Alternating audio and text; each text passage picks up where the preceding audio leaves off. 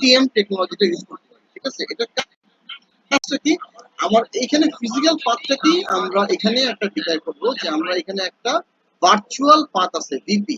Virtual path হচ্ছে আমরা ভাবতেছি যে এখানে একটা আমার জন্য ডেডিকেটেড পাথ আছে, অ্যাকচুয়ালি আমার জন্য ডেডিকেটেড পাথটা ফিজিক্যালি না, লজিক্যাল।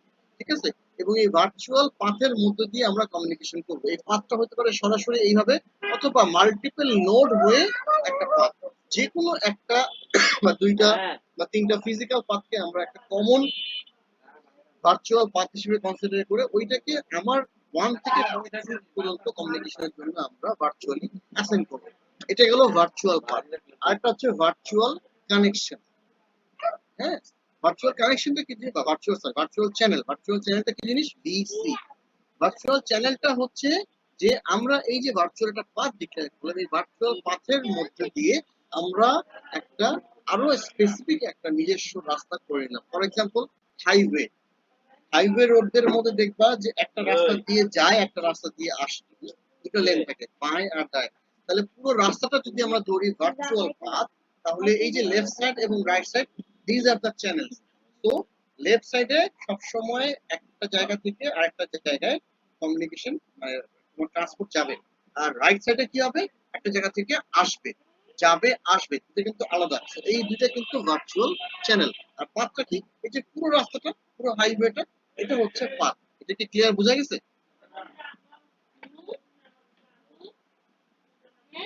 Hello, yes sir. এই জিনিসটা গত দিনে আমি কিন্তু বুঝাইছি, আজকে আরেকটু ডিটেইলসে বললাম, কারণ আজকে জাস্ট রিভিশনের জন্য। তো এই জিনিসটা হচ্ছে ভার্চুয়াল পাথ। ভার্চুয়াল পাথের মধ্যে ভার্চুয়াল চ্যানেল থাকে। ভার্চুয়াল চ্যানেল হচ্ছে স্পেসিফিক একটা ট্রান্সমিশনের জন্য অ্যাসাইন করা হয়। যখন ট্রান্সমিশন শেষ, ওই ভার্চুয়াল চ্যানেলকে আমরা রিলিজ করে দিই। ঠিক আছে, পাথটা থাকে তখন পর্যন্ত না, ফুল কমিউনিকেশনটা ট্রান্সমিশন শেষ হয়। যখন ট্রান্সমিশন শেষ হয়, আমার যদি ভার্চুয়াল চ্যানেলটা না দরকার পড়ে বা ভার্চুয়াল পাথ দরকার না পড়ে, আমরা কিন্তু ডিলিট করে দিতে পারি।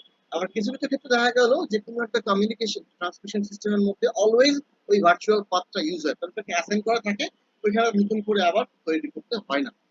ঠিক আছে, তাহলে এই চ্যানেল গুলো ডিক্লেয়ার করার জন্য অবশ্যই একটা ভার্চুয়াল পাথ থাকতে হবে। জিনিসটা বুঝো, এর আগের দিনে বলছি যে একটা ভার্চুয়াল পাথ অবশ্যই লাগবে ভার্চুয়াল চ্যানেল ক্রিয়েশনের জন্য।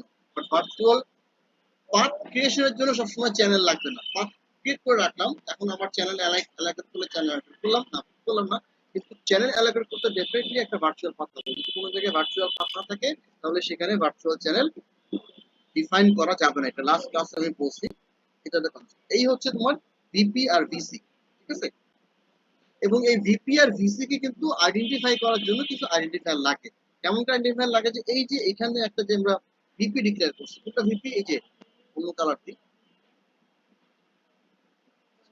এই যে এখান থেকে শুরু করে